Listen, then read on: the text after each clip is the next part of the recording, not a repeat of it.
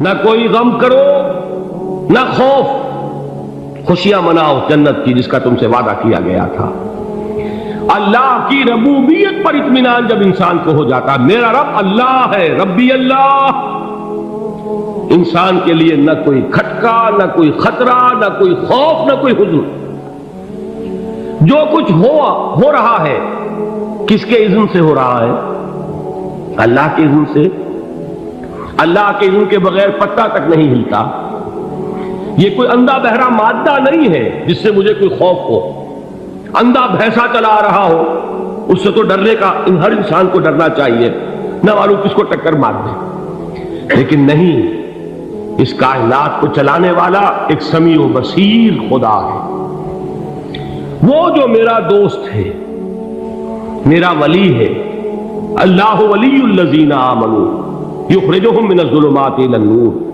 اللہ اہل ایمان کا ولی ہے، ساتھی ہے، پشت پناہ ہے، مددگار ہے، حمایتی ہے۔ بتائیے جسے یقین ہو جائے کہ اللہ میرا مددگار، اللہ میرا محافظ، اللہ میرا پشت پناہ، اللہ میرا حمایتی، اس کے لیے کوئی خوف ہوگا؟ اس سے کوئی ڈر ہوگا؟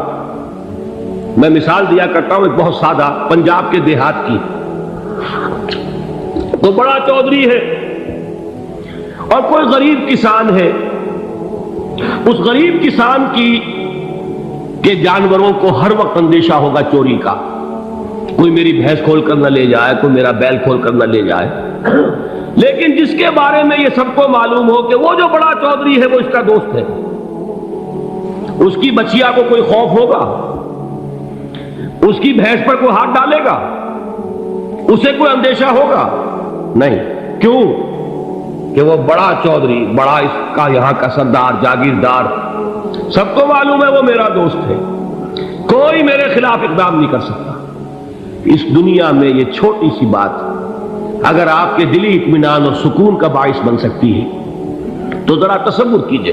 میں لفظ تصور استعمال کروں گا صرف اس لیے کہ اس کا ہم جس کو کہتے ہیں ادراک اور شعور کر نہیں سکتے، اگر کے ساتھ کر سکتے۔ اگر یقین ہو کہ اللہ میرا مددگار اور یقین ہو کہ اللہ ہر آن میرے ساتھ ہے، پھر کوئی خوف؟ کس کا خوف؟ کوئی شے اللہ سے بالا تر ہے؟ کوئی قوت اس سے زیادہ طاقتور ہے؟ کوئی اس کے ارادے کو بدلنے والا ہے؟ کوئی اس کی مشیت کے آڑے آنے والا ہے؟ یہی بات ہے جو حضور نے فرمائی۔ یہ ایمان کا حاصل ہے لب لباب، کہ دیکھو اچھی طرح اس بات کو ذہن نشین کر لو، اگر تمام انسان مل کر تمہیں کوئی نقصان پہنچانا چاہے نہیں پہنچا سکتے، مگر جو کچھ اللہ نے لکھ دیا ہو، اور تمام انسان مل کر تمہیں کوئی نفع پہنچانا چاہے نہیں پہنچا سکتے، مگر وہ شے جو اللہ نے طے کر دی۔ آپ پھر میں کہوں گا ذرا طاری کیجئے، اسے فرض کیجئے، اسے سوچئے۔ اگر اس حدیث پر ہمارا دل ٹھکا ہوا ہو تو کسی سے ڈر ہوگا؟ یہ مجھے نقصان نہ پہنچا دے، یہ میری رپورٹ خراب نہ کر دے، یہ میری انکریمنٹ نہ رکوا دے، یہ میرا یہ نہ بگاڑ دے، یہ میرے یہ نقصان نہ پہنچا دے۔ اس کا ڈر، اس کا ڈر، اس کا خوف، اس کی خوشامد، اس کے لیے جا کر طرح طرح سے اپنی عزت نفس کو ذلیل کروانا اس کے سامنے، یہ سب کچھ کیوں کرتا ہے انسان؟ جب سمجھتا ہے کہ اس کے ہاتھ میں میرا کوئی نفع ہے، اس کے ہاتھ میں میرے لیے کوئی ضرر ہے، یہ مجھے کوئی غضب پہنچا سکتا ہے، یہ مجھے کوئی نقصان پہنچا سکتا ہے، یہ میرا کوئی کام بنا سکتا ہے، یہ میری کوئی ضرورت پوری کر سکتا ہے، اسی کا نام شرک ہے۔ جہاں آپ نے یہ سمجھا کہ غیر اللہ کے اندر کوئی طاقت موجود ہے، وہی شرک ہے۔ بتوں سے تجھ کو امیدیں، خدا سے نو امیدی، مجھے بتا تو صحیح اور کافری کیا ہے؟ شرک تو یہ ہے جس پر بھی تمہیں یہ خیال ہے، کلمہ ہے یہ کلمہ سوم، لا حول ولا قوت الا باللہ۔ ذرا اس پر دل کو کبھی اگر آپ تصور کریں، پھر فرض کریں، دل ٹھک جائے اس پر، کوئی طاقت نہیں۔ یہی بات تھی جو شیخ عبد القادر جیلانی رحمۃ اللہ علیہ نے اپنی وصیت میں اپنے بچے سے کہی۔ 11ویں دینے والے ہیں، لیکن حضرت شیخ عبد القادر جیلانی کی وصیت اور تعلیمات کو کتنے لوگ ہیں کہ جانتے ہو؟ یہ جن مقامات تک پہنچے ہیں وہ کس چیز کی بدولت پہنچے؟ انہوں نے جو پیغام دیا وہ کیا تھا؟ اے میرے بچے، جس طریقے سے قرآن مجید میں حضرت لقمان کی نصیحتیں جو ہے نقل کر دی گئی ہیں، میں یہ عرض کروں گا بالفرض اگر قرآن حضرت عبد القادر جیلانی کے بعد نازل ہوا ہوتا تو شیخ عبد القادر کی یہ نصیحتیں بھی قرآن میں درج ہوتی۔ اتنی اونچی نصیحتیں ہیں۔ اے میرے بچے، اس حقیقت کو ذہن نشین کر لے، لا فاعل فی الحقیقت ولا مؤثر الا اللہ۔ اس کائنات میں نہ کوئی فاعل حقیقی ہے نہ مؤثر حقیقی ہے سوائے اللہ۔ کسی شے میں کوئی تاثیر نہیں اگر اللہ نہ چاہے۔ آگ جلا نہیں سکتی اگر اللہ نہ چاہے، پانی ڈبو نہیں سکتا اگر اللہ نہ چاہے، زہر ہلاک نہیں کر سکتا اگر اللہ نہ چاہے، کوئی چیز فائدہ نہیں پہنچا سکتی اگر اللہ نہ چاہے۔ تو در در پہ کیوں سر جھکاتے ہو؟ در در پر کیوں جبیں سائی کرتے ہو؟ سب کے سامنے کیوں ہاتھ پھیلاتے ہو؟ ایک اللہ سے مانگو، ایک اللہ کے سامنے زمین پر اپنی جبین رکھو۔ لا فاعل فی الحقیقت ولا مؤثر الا اللہ۔ نظر آتا ہے ہمیں کہ پانی پیاس بجھا دیتا ہے، پیاس بجھانے کی صلاحیت پانی میں نہیں ہے، اللہ کے اذن سے۔ کھانا بھوک مٹا دیتا ہے، بھوک مٹانے کی صلاحیت کھانے میں نہیں ہے، اذن رب میں۔ دیکھیے یہی یقین تھا حضرت موسیٰ علیہ السلام کا واقعہ یاد کیجئے۔ سامنے سمندر آ گیا ہے، قوم دیکھتی ہے پیچھے کہ گرد و غبار کا طوفان ہے۔ معلوم ہوا کہ فرعون اپنے لشکر سمیت آ گیا۔ لشکر جب چلتا تھا تیز رفتاری کے ساتھ تو گرد و غبار کا جو طوفان اٹھتا تھا اس کا تصور کیجیے، اور لمحہ بلمحہ وہ قریب آ رہا ہے۔ پوری قوم نے کیا کہا؟ اے موسیٰ انا لمدرکون، اے موسیٰ ہم تو پکڑے گئے۔ قرآن مجید نے تو یہاں وہ باتیں نہیں لکھی ہیں، لیکن تورات میں یہ درج ہے کہ بنی اسرائیل جھگڑنے لگے، دست و گریبان ہو گئے موسیٰ کے ساتھ۔ موسیٰ ہمیں یہاں مروایا لا کر، اس سے تو ہم ہی بہتر تھے، وہاں کھانے کو ملتا تھا، زندگی تو تھی، بیگار ہم کر رہے تھے، موت تو نہیں تھی۔ اب جو کچھ ہوگا اس کا تصور کرو، جس طریقے سے ہمارے ٹکڑے اڑائے جائیں گے۔ تو لڑ رہے ہیں حضرت موسیٰ علیہ السلام سے۔ یہ تورات کی تفصیل ہے۔ قرآن میں صرف اتنا آیا ہے، پریشان ہو کر انہوں نے کہا انا لمدرکون، موسیٰ ہم تو پکڑے گئے۔ اس وقت موسیٰ کا جواب کیا ہے؟ کلا ان معی ربی سیہدین، نہیں، میرے ساتھ میرا رب ہے، وہ راستہ دے گا۔ بتائیے کہاں راستہ نظر آ رہا ہے؟ یہ ہے ایمان بالغیب۔ راستہ نظر نہ آئے تب اللہ پر یقین ایمان ہے۔ جیب میں پیسے ہوں اور تب دل کو اطمینان ہے تو ایمان کس پر ہوا؟ پیسے پر، اللہ پر نہیں۔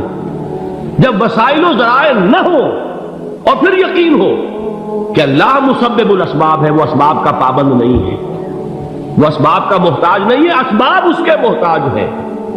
اگر یہ یقین ہے تو اللہ پر ایمان ہے، یہ نہیں ہے تو تمہارا ایمان اسباب پر ہے، وسائل پر ہے، ذرائع پر ہے، مادیات پر ہے، اللہ پر نہیں۔ اس وقت کہاں راستہ تھا؟ کوئی راستہ تھا؟ سمندر ہے اور ادھر سے لشکر آ گیا ہے۔ کلا ان معی ربی سیہدین۔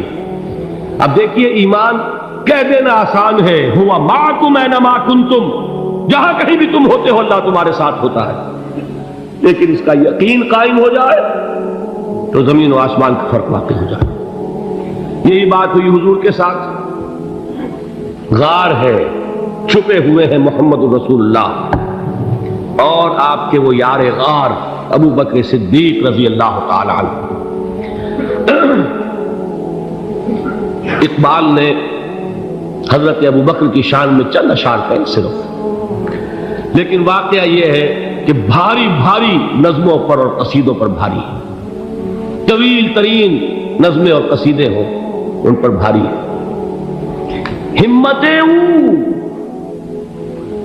ابو بکر کی ہمت جو ہے، کشت ملت را جو ابر، جیسے بارش سے کھیتی اپجتی ہے، ابو بکر کی ہمت اور عزیمت اس امت کو اسی طرح سینچنے والی ہے۔ ثانیے اسلام و غار و بدر و قبر، وہ دوسرے تھے اسلام میں، دوسرے پہلے کون تھے؟ انا اول المومنین، حضور فرماتے ہیں سب سے پہلا ایمان لانے والا میں، دوسرے ابو بکر۔ ویسے ہمارے ہاں یہ چلتا ہے اختلاف، حضرت علی پہلے ہیں کہ حضرت ابو بکر پہلے ہیں، لیکن اس میں بڑی خوبصورت تطبیق قائم کی ہے علماء نے، اور بہت صحیح ہے۔ چار کے بارے میں فیصلہ ہی مت کرو کہ کون پہلے، ان کی ایک عجیب تقسیم کر دی ہے۔ آزاد مردوں میں، بالغ مردوں میں سب سے پہلے ابو بکر، بچوں میں سب سے پہلے علی، خواتین میں سب سے پہلے خدیجہ، اور غلاموں میں سب سے پہلے زید بن حارثہ۔ بڑی پیاری تقسیم ہے، یہ چاروں ہی پہلے ہیں، ہر ایک کے لیے اولیت ہے۔ اور واقعہ یہ ہے کہ اگر زمانی اعتبار سے تعین ہوگا تو پہلے خدیجۃ الکبریٰ آئیں گی رضی اللہ تعالی عنہ۔ کسی اور سے بات کرنے کی نوبت بعد میں آ سکتی ہے، پہلے تو اہلیہ محترمہ سے بات ہوئی، آتے ہی پہلی وحی ہوئی ہے، ابھی تبلیغ کا حکم نہیں تھا۔ کس کو بتایا واقعہ؟ ابھی اپنی نبوت کی تبلیغ کا تو حکم ہی نہیں آیا، واقعہ کس کا ہے؟ وہ خدیجہ کا ہے۔ جب کہا ہے کہ خشیت علی نفسی، مجھے اپنی جان کا اندیشہ ہے، تو کیا جواب دیا خدیجہ نے رضی اللہ تعالی عنہا؟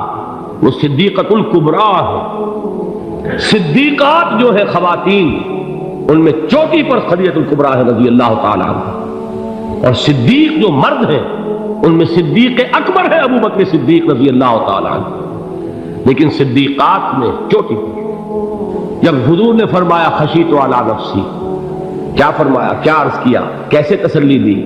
نہیں نہیں، اللہ آپ کو ضائع نہیں کرے گا، آپ غریبوں کے ہمدرد ہیں، آپ مساکین کے تکالیف رفع کرنے والے ہیں، آپ بیواؤں کی سرپرستی کرتے ہیں، آپ مسافروں کی خدمت کرتے ہیں، اللہ آپ کو ضائع نہیں کرے گا۔ یہ یقین ہے اس خاتون کے اندر۔ خیر وہ ایک علیحدہ بات ہو جائے گی۔ میرے دل پر حضرت خدیجہ رضی اللہ تعالیٰ عنہ کی شخصیت کا بڑا گہرا نقش ہے، جو وہ کوئی اور ہی وقت اور موقع ہوا تو بیان ہوگا۔ بہرحال اقبال نے ایک مصرے میں جو چار اولیتیں جمع کر دی ہیں، ہمت او کشت امت را چو ابر، ثانی اسلام و غار و بدر و قبر۔ اسلام میں حضور کے بعد پہلے کون؟ ابو بکر۔ غار میں حضور کے ساتھ کون؟ ابو بکر۔ بدر کی رات اللہ کا رسول سر بسجود، وہ جھاڑ، وہ گھاس پھوس کی جو جھوپڑی بنائی گئی تھی، اور وہاں تلوار ننگی لے کر پہرا دینے والا کون؟ ابو بکر۔ اور اس حجرہ عائشہ میں محمد کے بعد سب سے پہلے دفن ہونے والا کون؟ ابو بکر رضی اللہ تعالی عنہ صلی اللہ علیہ وسلم۔ وہ جو معاملہ میں سنا رہا تھا غار ثور کا، حضرت ابو بکر بھی حضور کے خیال سے لرز گئے ہیں۔ آپ کو یاد ہوگا کہ جا کر پہلے تمام جتنے سوراخ تھے انہیں بند کیا، ایک سوراخ رہ گیا تھا جس کو بند کرنے کے لیے کوئی کپڑا نہیں تھا، وہاں اپنی ایڑی رکھی ہے، تب کہا ہے حضور سے تشریف لائیے، اور اپنے زانو پر حضور کو لٹایا ہے، اور وہاں کسی موذی جانور نے کاٹا ہے، حضور کی آنکھ لگ گئی تھی، اس وقت اس بل کے اندر جو بھی بچھو ہے کیا ہے واللہ عالم، اس نے کاٹا ہے، اس کی تکلیف کی وجہ سے ابو بکر کی آنکھوں سے آنسو ٹپک گئے، حضور کے چہرے مبارک پر پڑے ہیں، تو حضور جاگے ہیں، معاملہ کیا ہے؟ ایڑی نہیں ہٹائی وہاں سے، مبادا وہ جانور وہاں سے نکل کر محمد الرسول اللہ کو کوئی گدن پہنچا دے، ابو بکر کی ایڑی ہے، جس طرح چاہے کھا لے، ختم کر دے، جان نکل جائے تب کوئی آنچ آئے، محمد پر تو آئے، لیکن جیتے جی نہیں۔ وہ ہے ابو بکر حضور کے خیال سے۔ اس وقت حضور نے پھر اپنا لعاب دہن لگایا ہے، اور اس سے پھر آپ کی تکلیف ختم ہوئی۔ جیسے خیبر میں حضرت علی کی آنکھ دکھ رہی تھی، اس کو جو شفا حاصل ہوئی ہے وہ بھی حضور کے لعاب دہن سے ہوئی۔